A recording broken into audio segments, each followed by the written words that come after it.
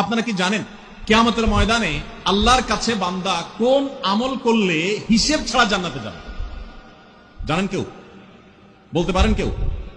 ভাই, আল্লাহর কাছে হিসেব দিয়ে জান্নাতে যাওয়া কি সহজ কাম না? হলে হিসেব ছাড়া আল্লাহ তাআলা এমনিতে বলবেন হিসাব টিসাব নাই, তোমাকে এমনি জান্নাতে দিলাম। এটা চান আপনারা? দেখুন কোরআনে কারীম আল্লাহ তাআলা বলছেন, ইন্নামা ইউওয়াফাস সাবিরুনা আজরাহুম বিগাইরি হিসাব। আল্লাহ বিনিময় দেওয়ার ক্ষেত্রে, সওয়াব দেওয়ার ক্ষেত্রে দুনিয়াতে যারা সবরকারী হবে, যারা ধৈর্যশীল হবে, যারা সহিষ্ণু হবে, যারা নিজেকে নিয়ন্ত্রণ করতে পারবে, এই সবরকারীদেরকে আল্লাহ তাআলা হিসেব ছাড়া দিবেন, তাদেরকে সওয়াব দিবেন হিসেব ছাড়া।